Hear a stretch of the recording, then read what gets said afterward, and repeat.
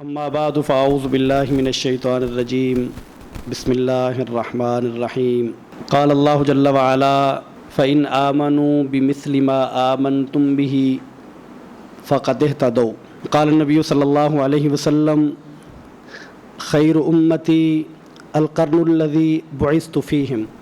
محترم سامعین، قرآن مجید میں اللہ تعالیٰ نے اپنے نبی کے ساتھیوں، اپنے نبی کے مصاحبوں اور اپنے نبی کے صحابہ کرام کے بارے میں فرمایا کہ فَإِنْ آمَنُوا بِمِثْلِ مَا آمَنْتُمْ بِهِ، اگر تم لوگ ان صحابہ کے ایمان جیسا ایمان لے کے آؤ گے فَقَدْ اهْتَدَوْا، تو پھر تم ہدایت یافتہ ہوں گے۔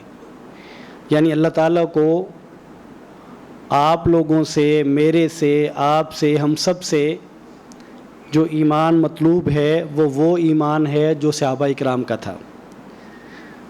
گویا کہ صحابہ اکرام کا ایمان معیار ہے حق کا، ایمان کا معیار بھی صحابہ کا ایمان ہے۔ اور نبی کریم صلی اللہ علیہ وسلم فرماتے ہیں کہ میری جو امت ہے اس پہ جتنے زمانے گزریں گے، ان زمانوں میں سے بہترین زمانہ اور قرن وہ ہے جس میں میں موجود تھا۔ مراد کیا ہے کہ وہ زمانہ جو صحابہ کرام کا زمانہ ہے وہ بہترین زمانہ ہے۔ اور ایک اور حدیث مبارکہ میں آپ نے فرمایا خیر القرون قرنی ثم الذین یلونہم ثم الذین یلونہم، بہترین زمانہ میرا زمانہ ہے، پھر اس کے بعد کا، پھر اس کے بعد کا۔ تو معلوم یہ ہوتا ہے کہ صحابہ اکرام جو ہیں ان کا زمانہ اور ان کا نبی کریم صلی اللہ علیہ وسلم سے تعلق اور ان کا ایمان یہ مسلمانوں کے لیے معیار ہے۔ یہ محرم کا مہینہ اسلامی سال کا پہلا مہینہ ہے اور یہ حرمت کے 4 مہینوں میں سے ایک مہینہ ہے۔ حرمت کا معنی احترام ہوتا ہے، عزت ہوتا ہے، کہ وہ مہینے جن کا احترام دیگر مہینوں کی نسبت سے زیادہ ہے، اور اس احترام کے پیش نظر جو کوتاہیاں عام مہینوں میں ہو جاتی ہیں وہ ان میں اس کا بھی لحاظ کیا جانا چاہیے۔ خاص طور پہ لڑائی جھگڑے، اور زمانہ جاہلیت میں بھی اگرچہ وہ مسلمان نہیں تھے وہ اس کا احترام کرتے، لڑائیاں روک دیتے، جنگیں روک دیتے۔ حج کے قافلے، تجارتی قافلے جن کو وہ لوٹا کرتے تھے، ان کے لٹیرے وہ ان مہینوں میں نہیں لوٹتے تھے۔ اس کے احترام کے پیش نظر اس مہینے میں وہ لوٹنا بند کر دیتے تھے۔ یہ ان 4 مہینوں میں سے ایک مہینہ ہے، اور اس کی فضیلت کے بارے میں نبی کریم صلی اللہ علیہ وسلم سے مختلف احادیث مروی ہیں صحیح سند کے ساتھ۔ آپ صلی اللہ علیہ وسلم نے فرمایا افضل الصیام بعد رمضان شہر اللہ المحرم، کہ رمضان کے روزوں کے بعد جو سب سے بہترین روزے ہیں، جو افضل ترین روزے ہیں، وہ اللہ کے مہینے محرم کے ہیں۔ تو محرم کے مہینے میں روزے رکھنا یہ افضل عمل ہے، اور رمضان کے بعد جتنے نفلی روزے رکھے جاتے ہیں، سال بھر جو روزے رکھے جاتے ہیں، گویا کہ ان سب روزوں میں سے افضل ترین روزے وہ ہیں جو ماہ محرم میں رکھے جائیں۔ نبی کریم صلی اللہ علیہ وسلم سے صحابہ نے پوچھا کہ یا رسول اللہ یہ فرمائیے کہ فرض نماز کے بعد کون سی نماز افضل ترین ہے، اور رمضان کے روزوں کے بعد کون سے روزے افضل ترین ہیں؟ تو آپ صلی اللہ علیہ وسلم نے فرمایا کہ فرض نماز کے بعد جو افضل ترین نماز ہے، یعنی نفل نمازوں میں سے جو افضل ترین نماز ہے وہ رات کی نماز ہے، جو رات کے وسط میں پڑھی جاتی ہے۔ اور رمضان کے بعد کے روزوں میں سے جو افضل ترین روزے ہیں وہ محرم کے روزے ہیں،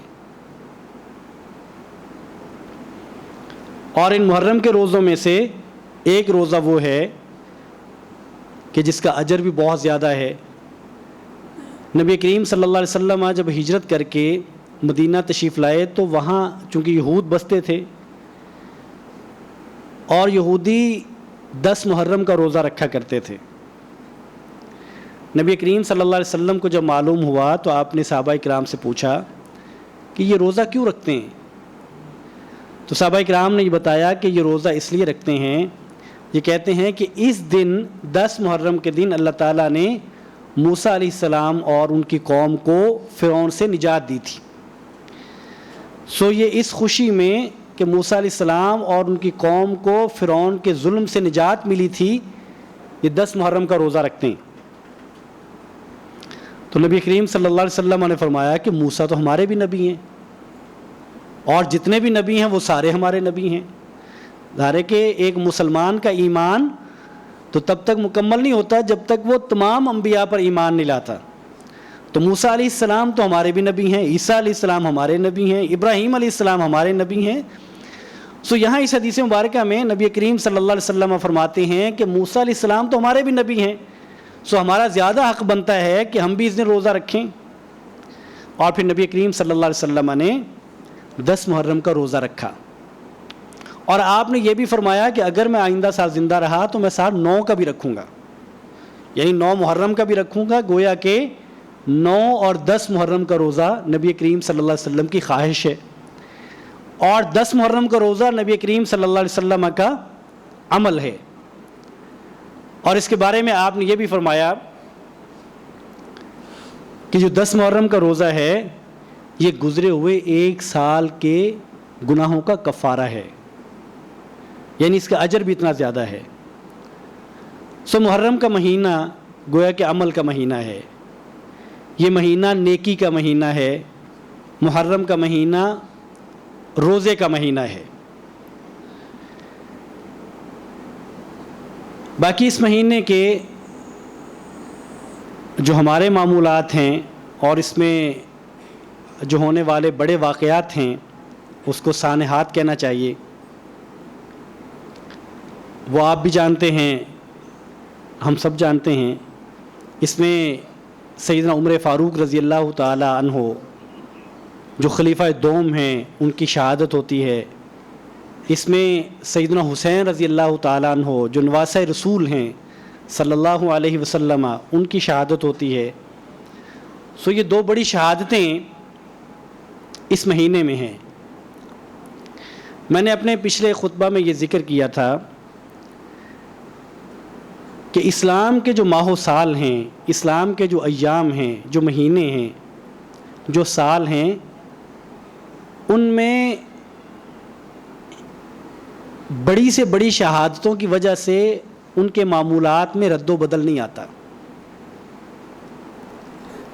یہ عمل اچھا نہیں ہے کہ ہم کہیں کہ ذوالحجہ میں سیدنا عثمان رضی اللہ تعالیٰ عنہ کی چونکہ شہادت ہوئی ہے تو اس مہینے کو ہم عام مہینے کے طور پہ نہیں منائیں گے۔ محرم کے مہینے میں سیدنا عمر فاروق رضی اللہ تعالیٰ عنہ کی یا سیدنا حسین رضی اللہ تعالیٰ عنہ کی شہادت ہوئی ہے، اس مہینے کو ہم معمول کے مطابق نہیں منائیں گے۔ یا ہم کہیں کہ ربیع الاول میں چونکہ نبی کریم صلی اللہ علیہ وسلم اس دنیا میں نہیں رہے، ربیع الاول کو ہم عام مہینے کے طور پہ نہیں منائیں گے۔ اسلام کا یہ مزاج نہیں ہے، اور نبی کریم صلی اللہ علیہ وسلم نے اپنی زندگی میں جو آپ کی زندگی میں جو شہادتیں ہو گئیں، آپ کی زندگی میں جو غم آئے، آپ نے ان غموں کی وجہ سے ان سالوں میں اور ان سالوں کے جو معمولات تھے یا ان دنوں کے جو معمولات تھے اس میں فرق نہیں آنے دیا، ان کو کسی خاص طور پہ نہیں منایا، اس پہ خاص چیزیں نہیں کی نبی کریم صلی اللہ علیہ وسلم نے، اس لیے کہ یہ اللہ کا نظام ہے۔ زندگی اور موت ایک سلسلہ ہے، لوگ آتے ہیں لوگ چلے جاتے ہیں، عام لوگ آتے ہیں چلے جاتے ہیں، بہت عظیم المرتبت لوگ آتے ہیں، سردار لوگ آتے ہیں، کائنات کا سرتاج لوگ آتے ہیں اور وہ چلے جاتے ہیں، یہ اللہ کا نظام ہے۔ انبیاء آئے ہیں، انبیاء چلے گئے ہیں، صحابہ کرام آئے ہیں، صحابہ کرام چلے گئے ہیں، ائمہ محدثین آئے ہیں، وہ چلے گئے ہیں، بڑی بڑی شخصیات آئی ہیں اللہ کے نظام کے تحت، وہ جا چکی ہیں. اس کو اس طرز پر کرنا کہ اگر فلاں شخص فلاں دن میں گیا ہے تو یہ دن میرے لیے سوگ ہے، یہ مناسب نہیں ہے، اور نبی کریم صلی اللہ علیہ وسلم سے یہ ثابت نہیں ہے. اور دین وہ ہے جو اللہ اور اس کے رسول نے بتایا ہے صلی اللہ علیہ وسلم. جو اللہ اور اس کے رسول نے نہیں بتایا وہ دین نہیں ہے. میری سمجھ بوجھ، میری وابستگی، میری ہمدردی، میری محبت، میری عقیدت جو صرف میری عقل کے مطابق ہے وہ دین نہیں ہے. کہ میں سمجھتا ہوں کہ میری عقیدت کا تقاضا یہ ہے، میری محبت کا تقاضا یہ ہے کہ یہ دن عام دنوں کی طرح نہیں ہونا چاہیے، تو یہ میرے پاس اس کا اختیار نہیں ہے کہ میں اس کو بدل سکوں.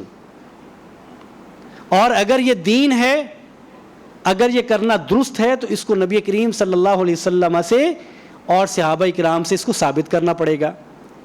اگر تو نبی کریم صلی اللہ علیہ وسلم کے معمول میں یہ بات ہو یا صحابہ کرام کے معمول میں یہ بات ہو تو پھر یہ دین ہے. اس لیے کہ صحابہ کرام کے بارے میں بھی نبی کریم صلی اللہ علیہ وسلم فرماتے ہیں علیکم بسنتی وسنت الخلفاء الراشدین المہدیین من بعدی، کہ میری سنت، میرا طریقہ بھی تم پر لازم ہے اور خلفائے راشدین کا طریقہ بھی میرے بعد تم پر لازم ہے. نبی کریم صلی اللہ علیہ وسلم نے اگر تو دنوں کو سوگ کے طور پہ منایا ہے تو ہمیں منانا چاہیے، اور اگر نہیں منایا تو نہیں منانا چاہیے.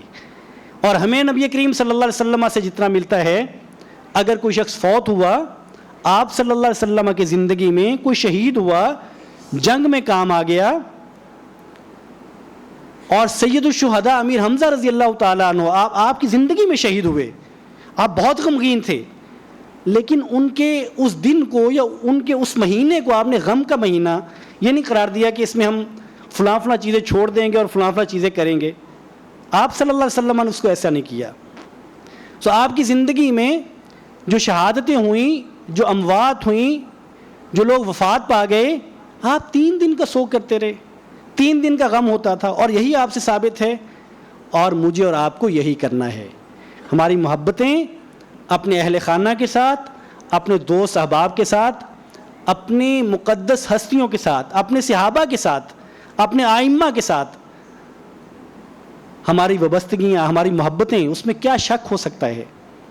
لیکن ان وابستگیوں اور ان محبتوں کو دین سے آگے جا کے، نبی کریم صلی اللہ علیہ وسلم کے عمل سے آگے جا کے، نبی کریم صلی اللہ علیہ وسلم کی احادیث سے آگے جا کے، دین سے آگے جا کے اپنانا اور اس پہ عمل کرنا یہ درست نہیں ہے.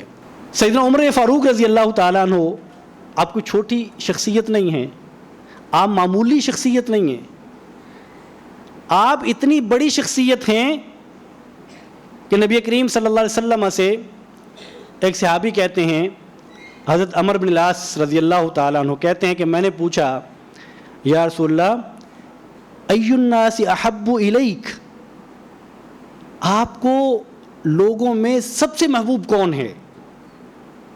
قال عائشہ، نبی کریم صلی اللہ علیہ وسلم فرماتے ہیں کہ مجھے عائشہ سب سے زیادہ محبوب ہے رضی اللہ تعالی عنہ. فرماتے ہیں کہ میں نے کہا کہ من الرجال، مردوں میں سے آپ کو سب سے زیادہ محبوب کون ہیں؟ تو نبی کریم صلی اللہ علیہ وسلم فرماتے ہیں ابوہا، عائشہ کے والد مجھے سب سے زیادہ محبوب ہے مردوں میں سے، ابو بکر صدیق رضی اللہ تعالی عنہ. یہ کہتے ہیں کہ میں نے پھر پوچھا کہ ان کے بعد کون، ثم من، ان کے بعد آپ کو محبوب کون ہیں؟ تو فرمایا عمر بن الخطاب رضی اللہ تعالی عنہ. نبی کریم صلی اللہ علیہ وسلم کے محبوب ساتھی ہیں، محبوب دوست ہیں، اور آپ صلی اللہ علیہ وسلم کی اگر زندگی کو آپ پڑھیں، آپ کے معمولات کو دیکھیں تو آپ کو کیا ملے گا کہ میں ابو بکر اور عمر یہاں گئے، میں ابو بکر اور عمر یہاں آئے، میں ابو بکر اور عمر وہاں داخل ہوئے، میں ابو بکر عمر وہاں سے نکلے، میں ابو بکر عمر پہاڑ پہ چڑھے.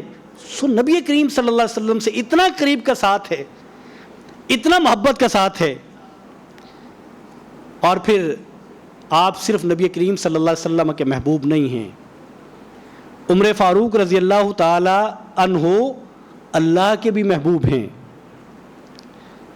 مکہ میں جب مسلمان تھوڑے تھے، چند لوگ تھے، 100 بھی نہیں تھا، 10 لوگ تھے، کوئی 30 35 یا 39 لوگ تھے، اور ایک طرف سردار اور قریش مکہ اور طاقت سب کچھ تھا، اور مسلمان چھپتے تھے کہ ہم ان پہ ظلم ہوتا تھا، عبادت نہیں کر سکتے تھے.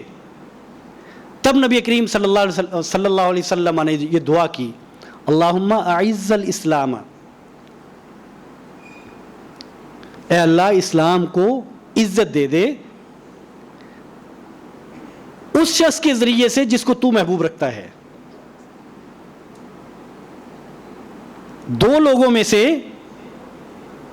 جس کو تو محبوب رکھتا ہے، اے اللہ ان میں سے کسی ایک سے اسلام کو عزت دے دے، ایک عمر بن ہشام اور ایک عمر بن خطاب. تو اللہ تعالیٰ نے اسلام کو عزت عمر بن خطاب سے دی. گویا کہ نبی کریم صلی اللہ علیہ وسلم کی دعا کے بعد اللہ تعالیٰ نے جس شخص کو اسلام کی سعادت دی، سعادت بخشی، ہدایت دی، وہ عمر بن خطاب تھے. اور نبی کریم صلی اللہ علیہ وسلم کی دعا کے مطابق گویا کہ عمر فاروق اللہ کے بھی محبوب ہیں. اور عمر فاروق رضی اللہ تعالیٰ عنہ وہ شخصیت ہیں، وہ ہستی ہیں کہ جب انہوں نے اسلام قبول کیا ہے، صحابہ کرام کہتے تھے کہ عمر کے آنے کے بعد اسلام کو طاقت ملی ہے، عمر کے اسلام قبول کرنے کے بعد اسلام کو عزت ملی ہے. یہ اس لیے کہتے تھے کہ عمر فاروق رضی اللہ تعالیٰ عنہ جب اسلام قبول کرتے ہیں تو تب نبی کریم صلی اللہ علیہ وسلم سے فرماتے ہیں کہ یا رسول اللہ کیا ہم حق پر نہیں ہیں؟ آپ نے فرمایا ہم حق پر ہیں.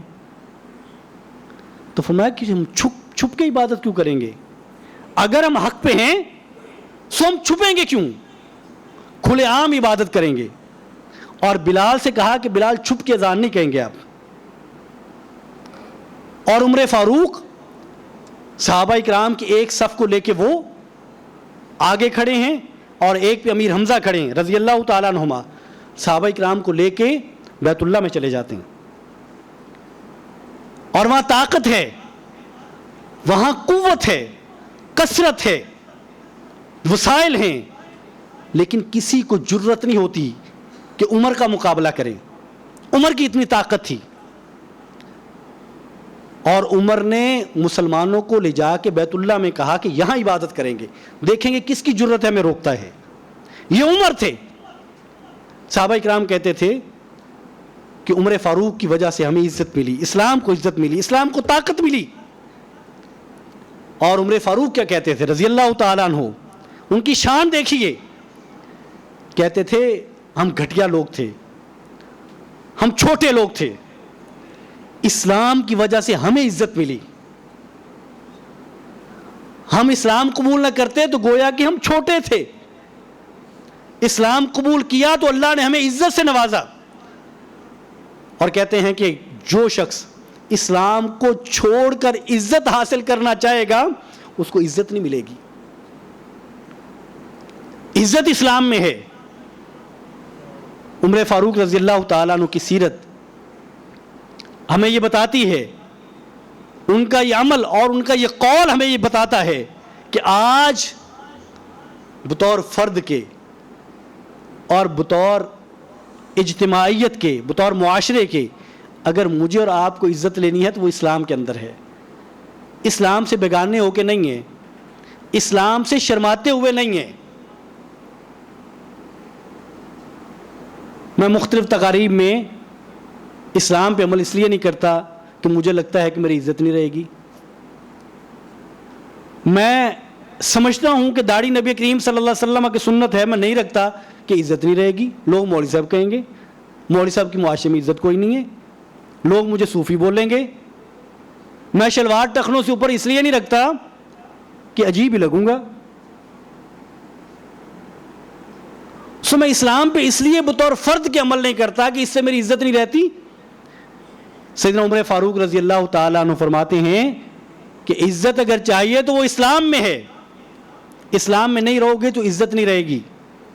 اور بطور معاشرے کے آپ یہاں بات کرتے ہیں مسلمانوں کے اندر رہ کے, تو آپ کہتے ہیں کہ اسلام ہی ہمارا سب کچھ ہے. اور اب جب مغرب میں چلے جاتے ہیں, وہاں کی میڈیا سے جب آپ ڈسکس کرتے ہیں, تو آپ کہتے ہیں کہ نہیں ہم تو لبرل ہیں, ہمارا اسلام سے کیا تعلق ہے. اس طرح بیگانہ ہونے سے اور اسلام کو بیگانہ کرنے سے آپ عزتیں نہیں پا سکتے. نہ ریاستیں عزتیں پا سکتی ہیں, نہ معاشرے عزتیں پا سکتے ہیں, نہ کوئی فرد عزت پا سکتا ہے. اور عمر فاروق رضی اللہ تعالیٰ عنہ اسلام لاتے ہیں, اور اسلام ایک طاقت سے, ایک شان و شوکت سے آگے بڑھتا ہے. اور عمر فاروق رضی اللہ تعالیٰ عنہ نبی کریم صلی اللہ علیہ وسلم کے ساتھ رہتے ہیں. اتنی محبت ہے آپ سے, اتنی محبت ہے کہ جہاں ہلکا سا بھی محسوس کرتے ہیں کہ کسی نے آپ کے سامنے جرت کی ہے, کوئی اونچا بولا ہے, تو فوراً تلوار نکالتے اور اجازت چاہتے کہ یا رسول اللہ اجازت دیجئے میں اس کی گردن اتار دوں, اس نے آپ کی توہین کی ہے. اور سچے اتنے تھے کہ نبی کریم صلی اللہ علیہ وسلم عمر فاروق کا ہاتھ پکڑ کے چل رہے ہیں, اور عمر فاروق کہتے ہیں کہ یا رسول اللہ مجھے آپ سے بڑی محبت ہے, میں آپ سے بہت محبت کرتا ہوں, ہر چیز سے بڑھ کے محبت کرتا ہوں, لیکن اپنی ذات سے نہیں. اپنی جان کے بعد میں ہر چیز سے بڑھ کے آپ سے محبت کرتا ہوں. عمر فاروق رضی اللہ تعالیٰ عنہ جو دل کی بات تھی وہ کہی. نبی کریم نے فرمایا کہ عمر تمہارا ایمان کامل نہیں ہے. ایمان کامل تب ہوگا جب تم اپنی جان سے بڑھ کے مجھ سے محبت کرو گے. تو عمر نے کہا کہ یا رسول اللہ اب سے اپنی جان سے بڑھ کے آپ سے محبت کروں گا. اتنا سچا عمر ہے. عمر امیر المومنین ہے, آدھی دنیا کا مالک ہے, خلیفہ ہے, لیکن عمر اتنا عاجز ہے کہ ایک دن صحابہ اکرام کو اکٹھا کر لیا. جب امیر المومنین تھے تو منادی کرائی, صحابہ اکرام اکٹھے ہو گئے, ان کو خطبہ دیا, اور خطبے میں کہا کہ میں وہ عمر ہوں جو اپنی خالہ کی بکریاں چرایا کرتا تھا. میں وہ عمر ہوں جو اپنی خالہ کی بکریاں چرایا کرتا تھا, اور اس کے عوض میں میری خالہ ایک مٹھی بھر منقہ یا کھجور مجھے دیا کرتی تھی. میں وہ عمر ہوں. خطبہ دیا, منبر سے نیچے اتر آئے. ابن عوف رضی اللہ تعالیٰ عنہ فرمانے لگے امیر المومنین آج تو آپ اپنی ہی برائیاں کرتے رہے. آپ نے فرمایا اللہ آپ کا بھلا کرے ابن عوف, یہ برائی نہیں ہے, میرے دل میں یہ خیال پیدا ہوا کہ میں امیر المومنین اور میں دنیا کا افضل آدمی ہوں. میں نے اپنی حیثیت اپنے آپ کو یاد دلائی ہے کہ عمر تم وہ شخص ہو جو بکریاں چرایا کرتے تھے. عمر اتنا عاجز عمر ہے. عمر کی ہیبت سے دنیا کانپتی ہے, لیکن عمر کا پروٹوکول وہ نہیں ہے. عمر سے لوگ آگے پوچھتے ہیں کہ عمر بتائیں عمر کہاں ہے, ہم نے امیر المومنین سے ملنا ہے, اور امیر المومنین کا پتہ امیر المومنین سے آگے پوچھتے ہیں. پروٹوکول سے اندازہ نہیں ہوتا کہ یہ امیر المومنین ہے, چٹائیوں میں سو جاتے ہیں.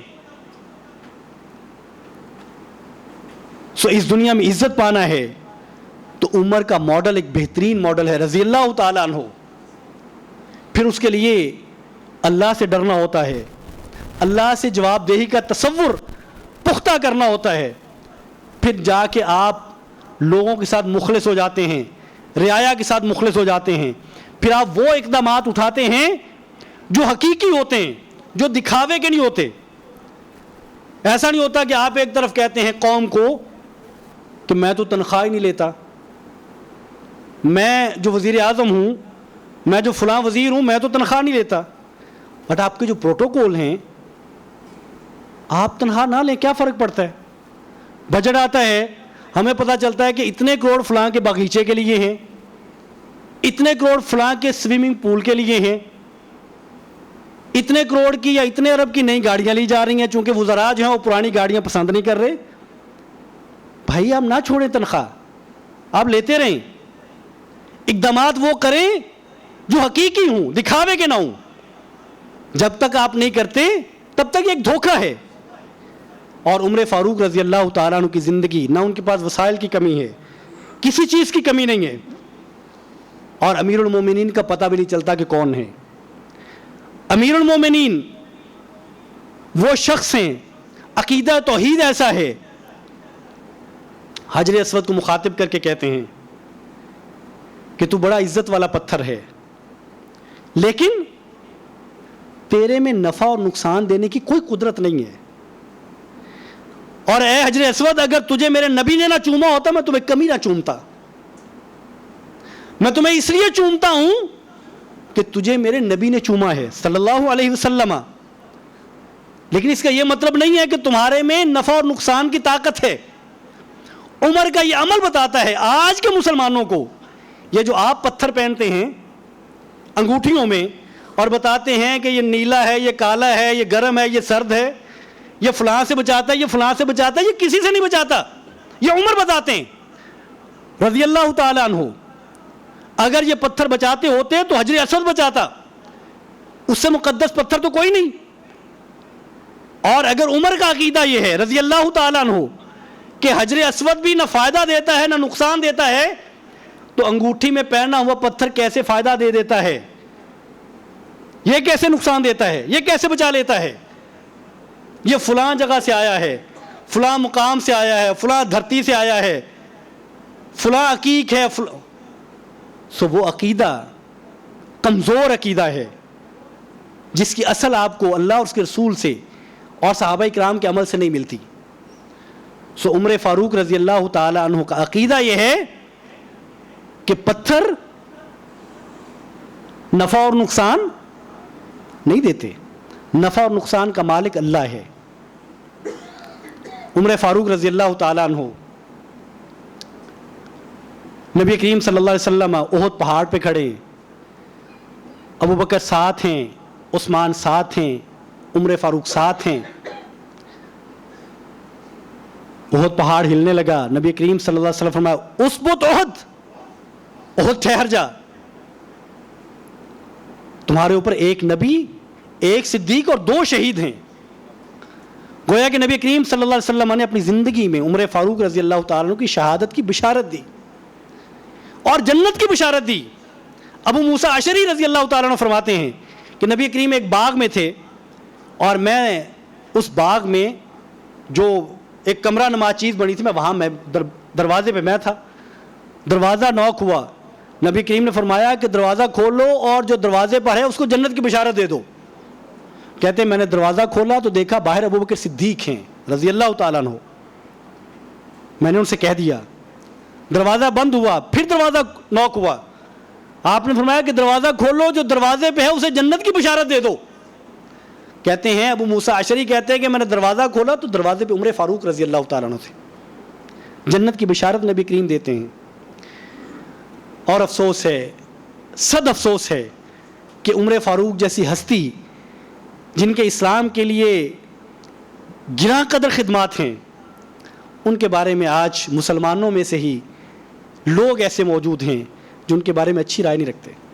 اور رائے اس لیے رکھتے کہ گویا کہ ان کو اہل بیت کا دشمن بنا دیتے ہیں، الیاذ باللہ. عمر فاروق وہ ہیں رضی اللہ تعالیٰ عنہ، سیرت ابن ہشام میں موجود ہے. آپ حضرت حسین سے کہتے ہیں رضی اللہ تعالیٰ عنہ سے کہ بیٹا میرے پاس آنا. حسین تشریف لاتے ہیں، واپس چلے جاتے ہیں. پھر دوبارہ ملاقات ہوئی، فرمایا حسین بیٹا میں نے آپ سے کہا تھا میرے پاس آنا، تم آئے ہی نہیں.